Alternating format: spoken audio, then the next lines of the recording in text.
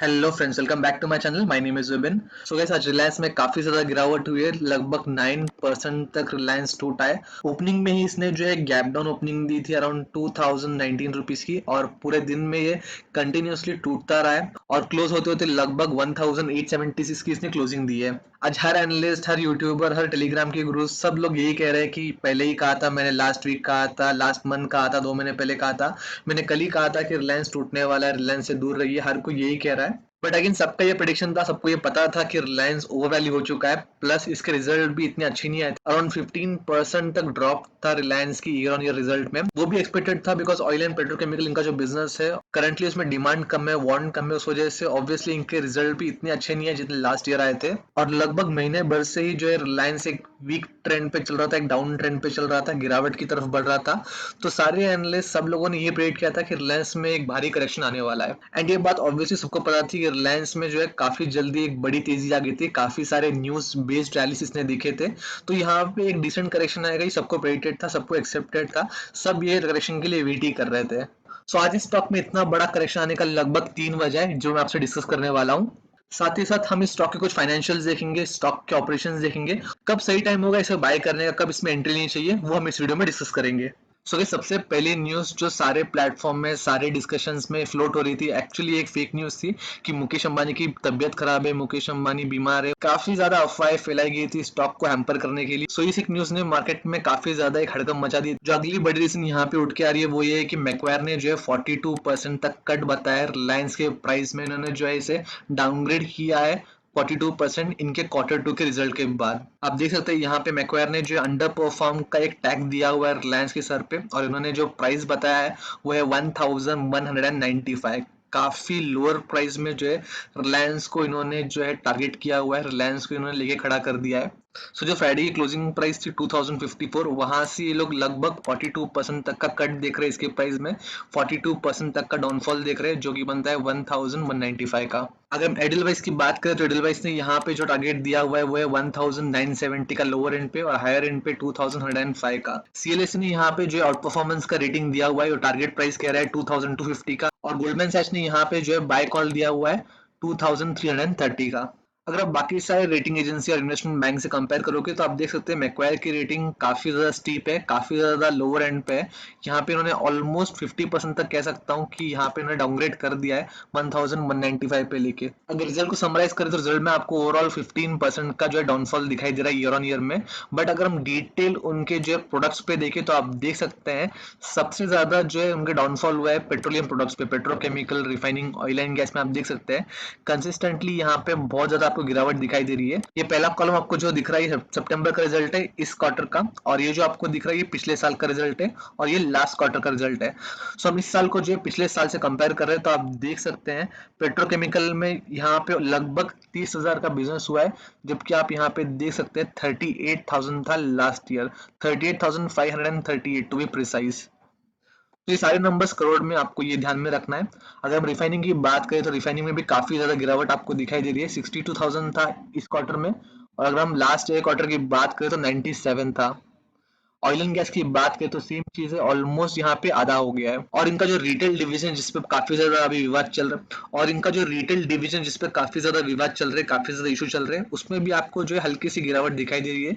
पिछले साल 41 था, जबकि इस साल 39,200 है। इनका जो मेन सेल हुआ है, जो मेन इनकम यहाँ पे बढ़ा है वो है जियो के थ्रू। आप देख सकते हैं 22,679, जबकि लास्ट ईयर लगभग 16,717। सो डिजिटल फाइनेंशियल सेक्टर ने यहाँ पे इनके जो लॉसेस है थोड़े कवर कर लिए, और एवरेज में आपको ज्यादा डिफरेंस दिखाई नहीं दे रहा है। अगर यहाँ पे आप डिजिटल सर्विस निकाल देते हो तो काफी ज्यादा आपको यहाँ पे गिरावट दिखाई देगी, बिकॉज पिछले साल यहाँ पे डिजिटल ऑलमोस्ट 16, मतलब काफी कम था इस साल के कंपैरिजन में। उस वजह से ये ओवरऑल यहाँ पे एवरेज आउट हो रहा है, और यहाँ पे आपको नंबर्स ठीक ठाक दिखाई दे रहे हैं। 15% की गिरावट दिखाई दे रही है बस। अगर हम बिजनेस मॉडल की बात करें तो सबको पता है रिलायंस इंडस्ट्रीज का मेन जो बिजनेस है, मेन जो रेवेन्यू है वो रिफाइनिंग से आता है, और सेकंड हाईएस्ट उनका जो इनकम है वो पेट्रोकेमिकल प्रोडक्ट्स से आता है। अगर थर्ड मेजर रेवेन्यू की बात करें तो इनका रिटेल सर्विस से आता है, रिटेल रिलायंस मोर जैसे इनके रिटेल स्टोर है यहाँ से आते हैं। अगर अगले मेजर चंक की बात करें जहां से इनका मेन रेवेन्यू आता है वो है यहाँ पे डिजिटल सर्विस, जहां से इनका 5.42% आता है। और आप देख सकते हैं मीडिया एंड एंटरटेनमेंट से इनका ऑलमोस्ट 0.70% तक आता है। सो इन शॉर्ट आप देख सकते हो जो इनका मेजर रेवेन्यू है, जो मेजर सोर्स ऑफ इनकम है, वो आता है पेट्रोकेमिकल एंड रिफाइनिंग बिजनेस से। जो ये चेंज करना चाह रहे हैं, जो चेंज करने की कोशिश कर रहे हैं, ओवरऑल ये लोग बिजनेस को स्पिन करने की कोशिश कर रहे हैं। ये लोग मेन जो फोकस है वो रिटेल और डिजिटल सर्विस में देना चाहते हैं। ओवरऑल इनको जो है आईटी में इनको कन्वर्ट करना है इनका ओवरऑल बिजनेस। ये अगेन इनका लॉन्ग टर्म व्यू है कि इनका जो मेजर रेवेन्यू इन्हें डिजिटल फॉर्म से निकालना है, ना कि इनका पेट्रोकेमिकल और रिफाइनिंग बिजनेस से। बट करंटली तो सिनेरियो ऐसा है कि 70% इनका जो बिजनेस मॉडल है, जो इनका बिजनेस है, वो डिपेंड करता है पेट्रोकेमिकल एंड रिफाइनिंग प्रोडक्ट्स में। और उसी में यहाँ पे इन्होंने जो है काफी ज्यादा डाउनफॉल देखा है, काफी ज्यादा सेल्स में और रेवेन्यू में एक कटौती देखी है। ये बस रिलायंस की बात नहीं है, ओवरऑल इंडस्ट्री में ये चल रहा है। काफी ज्यादा ऑयल एंड गैस बिजनेस में जो है कटौती दिखाई दे रही है, कंजम्पशन काफी कम हो गया है। कोविड का जो इम्पैक्ट है वो इजिली खत्म होते हुए दिखाई दे नहीं रहा है। अगर लोकेशन वाइज बिजनेस देखें तो इंडिया में ये लोग जो 51% डिलीवरी देते हैं, 61% तक इंडिया में इनके प्रोडक्ट्स यूज होते हैं। और अगर आउट ऑफ इंडिया की बात करें तो 48% तक ये लोग जो ऑल ओवर द वर्ल्ड इनके प्रोडक्ट्स एक्सपोर्ट करते हैं। सो मैंने बहुत सारे वीडियो देखे जहाँ पे लोग कह रहे हैं कि काफी ज्यादा ओवर वैल्यूड है, काफी ज्यादा भाग चुका है, काफी स्टीप करेक्शन आने वाला है। वो बात भी सही है, बिकॉज ऑब्वियसली आप देख सकते हैं मार्च में जब पूरा मार्केट गिरा था, ये ऑलमोस्ट 800 के नीचे तक था। और बस 6 से 7 महीने में ये रिलायंस ऑब्वियसली डबल ट्रिपल हो गया था। तो यहाँ पे एक करेक्शन आना था, करेक्शन आना बहुत ज्यादा नॉर्मल है, बहुत ज्यादा एक्सपेक्टेड है, बिकॉज इतना भागने के बाद कोई भी स्टॉक क्यों ना हो उसमें एक डिसेंट करेक्शन आता ही है। सो इसमें भी आपको वैसे ही करेक्शन कंटिन्यूसली दिखाई दे रहा है। बट आप देख सकते हैं आज की जो कैंडल थी, आज का जो डाउनफॉल था, वो बहुत ही ज्यादा स्टीप था, बहुत ही ज्यादा अनएक्सपेक्टेड था कि एक दिन में इतना बड़ा करेक्शन आएगा। आप देख सकते हैं पिछले अगर कैंडल की बात करें तो 3 से 4 कैंडल आज की एक कैंडल खा जा रही है। आप देख सकते हैं यहाँ पे जो इतनी बड़ी कैंडल बनी है, उसी के रिस्पेक्टिव आप पहले की जो कैंडल देखोगे अराउंड 21 जुलाई से लेके, तो 3 से 4 इनके जो बुलिश कैंडल थे, एक बेरिश कैंडल यहाँ पे जो है उसमें समा गई है। इसे कहते हैं बेरिश एनगल्फिंग कैंडल। सो अब तो रिलायंस इंडस्ट्रीज में जो हो रहा है हम सबको पता है, न्यूज हमारे सामने है, कितने फेक न्यूज है, कितने सही न्यूज है, कितने रेटिंग एजेंसीज ने इसे डाउनग्रेड किया हम सबको पता है, कितने रेटिंग एजेंसीज ने बाय कॉल दिया वो भी हमें पता है। बट अगेन यहाँ पे एक पोजीशन बनाने या स्क्वायर ऑफ करते टाइम पे हमें ये सब चीजों को बस एक नजर में रखना है, एक ध्यान में रखना है। बट डिसीजन आपको आपके बेसिस पे लेना है, ये देखिए कि बिजनेस में कितना दम है, बिजनेस आगे कितना ग्रो कर सकता है, बिजनेस में पोटेंशियल कितना है। अगर आरएसआई की बात करें तो आज ही आरएसआई काफी ज्यादा गिर चुका है, ऑलमोस्ट 22.7 तक चला गया है, यानी कि ओवरसोल्ड जोन के जो है काफी नीचे गिर चुका है ये। और जब भी इतना नीचे आरएसआई जाता है तो ऑलमोस्ट यहाँ पे 1 से 2 दिन में आपको रिवर्सल भी दिखाई देता है, एक यहाँ पे डिमांड भी दिखाई देती है। सो यहाँ पे हम ये प्रेडिक्ट कर सकते हैं यहाँ पे डाउनफॉल का इसके पास और बड़ा रूम नहीं है। ऑब्वियसली अगर डाउनफॉल होता भी है बहुत ही लिमिटेड होने वाला है, उसके बाद इसको जो है डिमांड पिकअप करना ही पड़ेगा। भले ही इतना बड़ा डिमांड ना हो जितना पहले था, ऐसे इतना ना बढ़े जितना पहले था, वो सोल्ड जोन के ऊपर ना जाए, बट स्टिल यहाँ पे एटलीस्ट इसके मिड रेंज 38 से 40 के रेंज में तो जाने की प्रोबेबिलिटी यहाँ पे दिख रही है। पहले आप देख सकते हैं मार्च के टाइम पे अराउंड 15 तक आरएसआई चला गया था, 15-16 के रेंज में था। उसके बाद थोड़ा चढ़ा, फिर गिरा, उसके बाद तो ये चढ़ता ही गया, बिकॉज इसमें जो इन्वेस्टमेंट के न्यूज थे वो चलते ही जा रहे थे। सो करंट मार्केट में जो न्यूज फ्लोट हो रहा है, करंट मार्केट में जो न्यूज चल रहा है वो रिलायंस के अगेंस्ट है, रिलायंस के फेवर में नहीं। जैसे कि फ्यूचर रिटेल को लेके अमेजोन के साथ जो टसल चल रहा है वो ऑब्वियसली बहुत ज्यादा हैम्पर करेगा शेयर के सेंटीमेंट्स को। और जो रेटिंग एजेंसीज भी इसे जो डाउनग्रेड कर रहे हैं, लोअर रेटिंग दे रहे हैं, वो भी स्टॉक को जो नेगेटिव सेंटीमेंट की तरफ ढकेल रहा है। अभी हमें लार्जर पिक्चर देखना चाहिए, रिलायंस में कितना पोटेंशियल है, बिजनेस कितना आगे ग्रो कर सकता है, बिजनेस के जो प्लान से डाइवर्सिफिकेशन जो सोच रहे हैं उसमें कितना यहाँ पे सक्सेसफुल हो सकता है, उसके बेसिस हमें जज करना चाहिए। मैक्वायर ने यहाँ पे 200 का टारगेट दिया हुआ है कि 200 तक ये टूट सकता है, और ऑलरेडी ये 1870 के रेंज में चल रहा है। सो यहाँ पे जो गैप है स्टिल काफी बड़ा है उसके टारगेट से। सो ऐसा तो नहीं होता है कंसिस्टेंटली रोज ये गिरते जाए कि उसके टारगेट को मीटअप कर ले, but again down and fall की ऊपर नीचे होते होते ये हो सकता है उसके टारगेट तक, जैसे कि वो कह रहे हैं, वहां तक पहुंच जाए, वहां से एक रिवर्सल ले। अगर बात करें एक्यूमुलेशन की, आप बिजनेस को पूरा स्टडी कर सकते हैं। अगर आपको पसंद आ रहा है तो आप हर 100 पॉइंट के डाउनफॉल पे जो है एक एक्यूमुलेशन कर सकते हैं। जैसे कि मैक्वायर कह रहा है कि 1200 तक आएगा, तो आप जो है 100 पॉइंट्स की गिरावट पे जो यहाँ पे बाइंग कर सकते हैं छोटे छोटे क्वांटिटी में, जिससे कि आपका ओवरऑल प्राइस जो है काफी निचले स्तर पे रहेगा, काफी नीचे के रेंज में होगा। और जब भी यहाँ पे रिवर्सल आता है, जब भी कोई अच्छी न्यूज आती है, सबसे बड़ी न्यूज अभी यहाँ पे यही चल रही है कि गूगल के साथ मिलकर ये लोग फोन लॉन्च कर रहे हैं, तो वैसी कोई न्यूज आती है पॉजिटिव इंपैक्ट देता है स्टॉक को, तो आपका जो प्राइस है वो मीटअप हो जाएगा और यहाँ पे आप अच्छे खासे रिटर्न के साथ एग्जिट भी ले सकते हैं।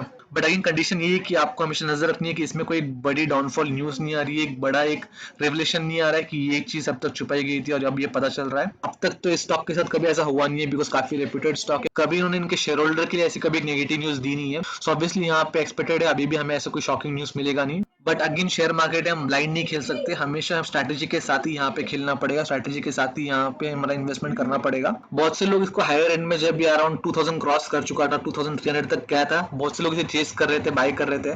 बट एक्चुअली में अभी जब ये लोअर रेट में अवेलेबल है, कम प्राइस में अवेलेबल है, लोग इससे दूर भाग रहे हैं, लोग डर रहे हैं, बिकॉज ऑब्वियसली उन्हें पता नहीं एक्जैक्टली गड़बड़ क्या चल रही है। सो जिन लोगों ने यहाँ पे 1500 पे इसमें एंट्री ली थी, 1800 पे एंट्री ली थी, ऑब्वियसली वो लोग प्रॉफिट बुकिंग कर रहे हैं, काफी लोग अपनी पोजीशन यहाँ पे काट रहे हैं, उस वजह से आपको यहाँ पे ज्यादा प्रेशर दिखाई दे रहा है। बट अगेन अगर आप लॉन्ग टर्म इन्वेस्टर हो, आप लॉन्ग टर्म के लिए स्टॉक में आए हो, तो आई बिलीव यहाँ पे आप जो है फ्रेश बाइंग कर सकते हो जब भी ये स्टॉक गिरता है। अब मैक्वेयर ने जो टारगेट दिया हुआ है 1200 का, उनके स्टडी के हिसाब से, उनकी रिसर्च के हिसाब से, हम एग्जैक्टली तो बोल नहीं सकते कि वहां तक ये स्टॉक जाएगा या नहीं, but worst case scenario exactly अगर ये गया भी वहां तक स्टॉक, तो हमें ऐसी स्ट्रेटेजी में इसे बाय करना है, हमें बड़े डिप में इसे बाय कर रहे छोटे छोटे क्वांटिटी में, जिससे कि इसका ओवरऑल जो एवरेज प्राइस होगा वो बीच में कहीं होगा, और जब भी इसमें रिवर्सल आता है आपको ऑटोमेटिकली बेनिफिट हो जाएगा। बट अगेन कंडीशन ये है कि आप लॉन्ग टर्म में हो, आपने जो पैसे इसमें इन्वेस्ट किए हो आपके कैश पोजीशन हो, ना कि कोई आप फ्यूचर्स या ऑप्शंस में यहाँ पे पोजीशन ले रहे हो। सो अगर आप प्रॉपर स्ट्रेटेजिकली यहाँ पे वैल्यू इन्वेस्टिंग करते हो, तो आई बिलीव यहाँ पे जो है फ्यूचर में जब भी रिवर्सल आता है हमें अच्छा रिटर्न मिल सकता है,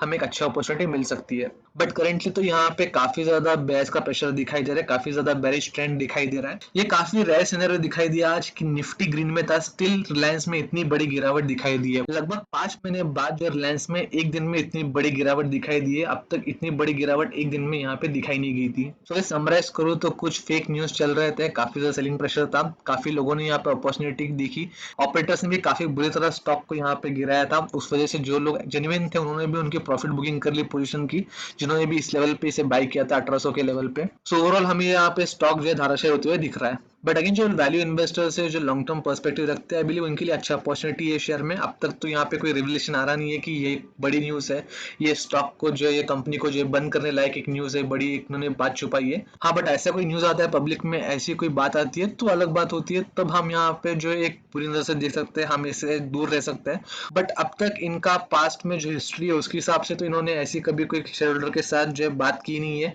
कोई यहाँ पे हमें ऐसी चीज दिखी जा रही नहीं है। सो जब भी हमें एक डिप के बाद दिखता है, हम इसे एक लॉन्ग टर्म व्यू के लिए एक्यूमुलेट कर सकते हैं, लॉन्ग टर्म व्यू से जो अपने पास रख सकते हैं। सो ऐसे मेरे व्यूज, मेरा स्टडी था इस स्टॉक को लेके, मैंने अपने कुछ पॉइंट्स आपको बताए, साथ ही साथ जो रिसर्च था मार्केट और जो मैक्वायर का रिपोर्ट था मैंने आपके साथ वो शेयर किया। शायद आपके व्यूज कुछ और हो, आपका स्टडी कुछ और हो, आप आपके स्टडी के बाद ही इसमें एक डिसीजन लीजिएगा। वीडियो पसंद है तो प्लीज लाइक कर लीजिएगा, लोगों से शेयर कर लीजिएगा। मैं आपसे जल्दी मिलूंगा, तब तक के लिए गुड बाय।